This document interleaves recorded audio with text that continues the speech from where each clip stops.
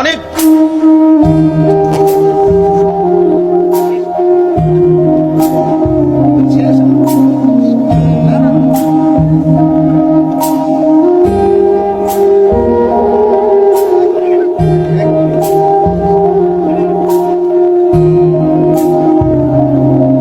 জি থামা ভাই, কথা বলো না, একদম কথা বলো না। আমরা সকলেই বলি আলহামদুলিল্লাহ, সকলেই বলি আলহামদুলিল্লাহ।